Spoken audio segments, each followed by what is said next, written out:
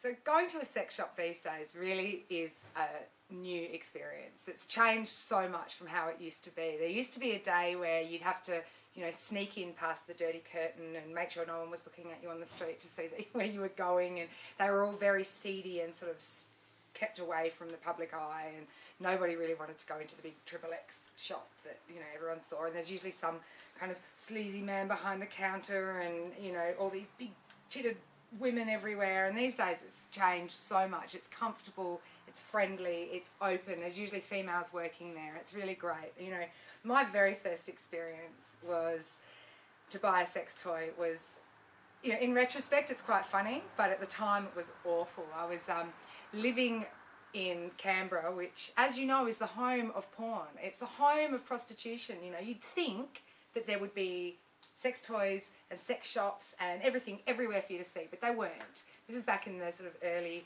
mid-90s, and it was hidden away in Fyshwick or Mitchell or the sort of outer industrial suburbs. Anyway, one day I finally decided, you know what, I'm going to do it. I'm going to buy a vibrator. I'm going to finally do this, because I've wanted one for ages, and I was always too frightened to, you know, do the whole mail order and get something sent to my house, because I was living at home with my mum and dad, and, you know, oh, what's that package? What did you get there? Show us what you've got. You know, would just not really be the thing that you want to bring up with your mum and dad. So I decided one day to, you know, head off on the bus out to Fyshwick, which, if you know anything about Canberra, Canberra bus service is terrible. It doesn't go where you need it to go, and it doesn't go at a regular time. And, you know, so it took me about 2 hours from my house to Fyshwick to get to this shop. And when I got off the bus, I was expecting it to be, you know, like Vegas, you know, neon signs saying sex and toys and girls, and it wasn't. It was like hardware shops and carpet shops and things like that. And so I walked around everywhere trying to find a shop, and I finally saw one. It was like this little kind of tucked away thing, and it had the XXX sign, and it had, you know, it was obviously a sex shop. So in I walked in, and the first thing I saw when I walked in was this dummy in a full leather suit with a gimp mask, and I just went, okay, and I sort of looked around a bit, and there were these dildos that were the size of, you know, like my leg, and there were fists. There was one called the Dominator or the Devastator. It was this big rubber black fist, you know, and there was all these very, very obviously gay paraphernalia for gay sex.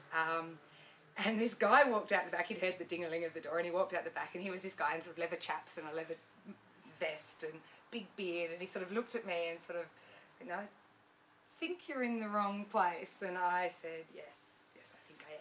And he sort of he could sense that I was a bit nervous, I think, and he was really nice, and he said, look, there's a shop just around the corner. If you go up there, they'll be able to help you out. So I was like, oh, good, you know, walked up to the other shop, and it was exactly the same. It looked exactly the same out the front. It had the XXX, and it was all blackened windows and everything. And I walked in, and this one was very similar to the gay shop in the sense that there was vibrators and porn and dildos and everything everywhere. The only difference was that all the pictures on the wall were these sort of very large-breasted, orgasmic-looking porn star women.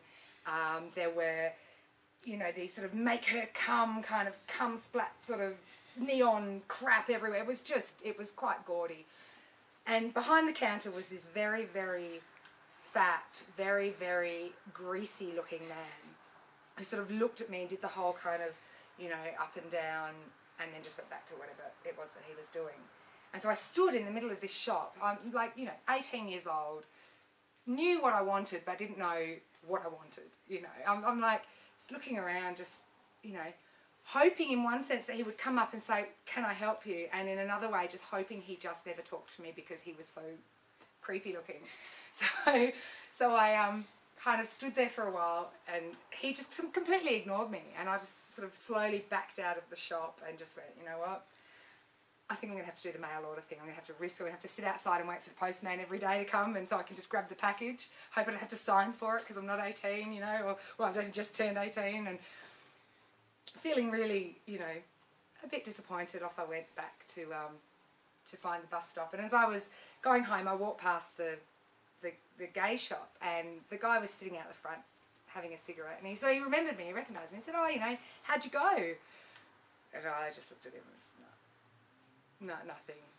And he sort of said to me, well, look, come inside, let me see if I can help you out, you know, I'll see what I've got.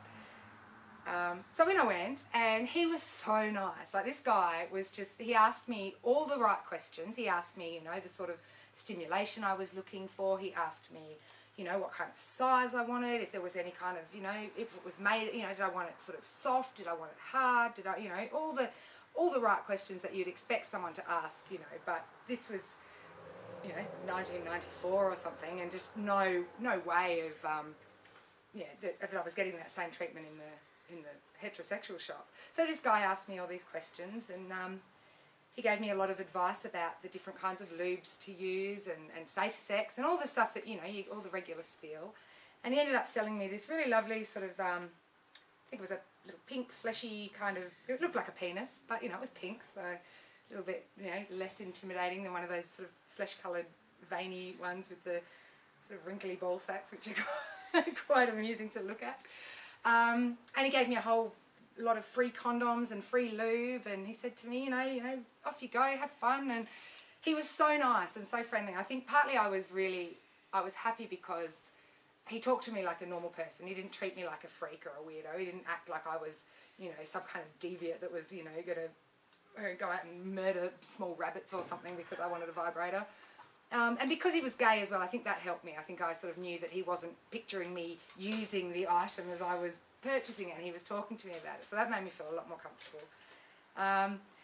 And so I got into, you know, I had my brown paper bag, and I was all wrapped up, and I felt really, you know, really excited that I'd finally sort of purchased my very first vibrator.